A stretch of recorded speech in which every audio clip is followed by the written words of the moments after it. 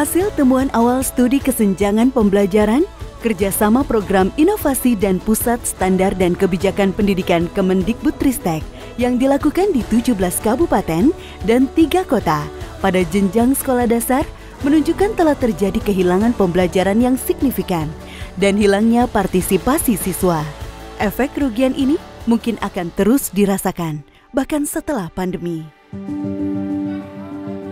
Perlu segera dilakukan upaya-upaya untuk mengatasi situasi tersebut. Semua demi mitigasi dampak langsung maupun jangka panjang dari situasi pandemi, baik itu dari sisi sumber daya manusia, ekonomi, dan sosial.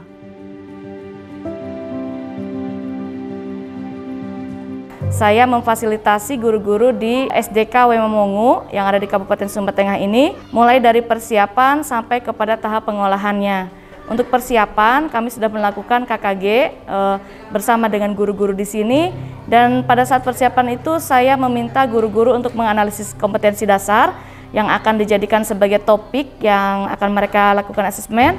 Kemudian setelah itu kami membuat beberapa butir soal sesuai dengan ketentuan dari Pusmenjar. Kemudian pada saat tahap pelaksanaan, saya memantau pelaksanaan asesmen diagnosis yang dilakukan oleh guru-guru ini, terutama di kelas 2 dan kelas 3. Kemudian setelah itu kami akan mendampingi lagi guru-guru ini untuk melakukan pengolahan hasil asesmennya. Yang pertama adalah seminar atau sosialisasi di sekolah. Kami undang orang tua datang di sekolah, bagaimana cara menggunakan modul orang tua. Yang kedua adalah selalu titip pesan lewat anak-anak untuk meminta orang tua membimbing anak dalam menggunakan modul siswa. Karena modul siswa dengan modul orang tua itu berbeda. Terus yang ketiga, meminta orang tua datang di sekolah jika di dalam mereka membimbing anak di rumah atau dalam mengerjakan tugas anak-anak. Kalau misalnya ada kendala, kami selalu meminta orang tua datang di sekolah. Kami titip pesan atau tidak, kami tulis di buku penghubung. Kita lebih fokus kepada anak-anak yang memang lamban membaca. Artinya bagaimana guru melakukan pendampingan pada anak-anak yang lamban membaca tersebut.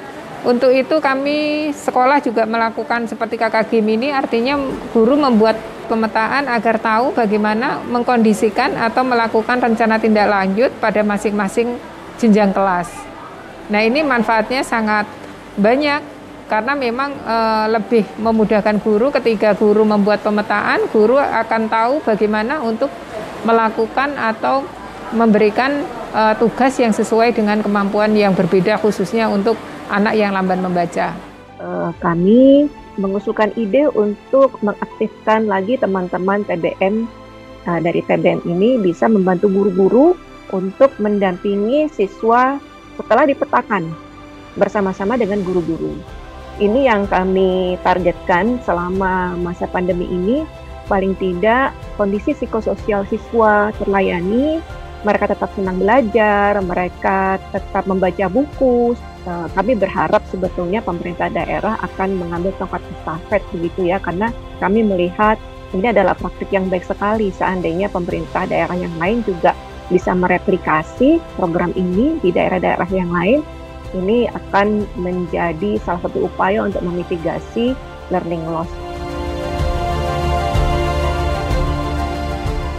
Dampak pandemi COVID-19 terhadap proses pembelajaran membutuhkan upaya penanganan dan sangat mendesak dilakukan.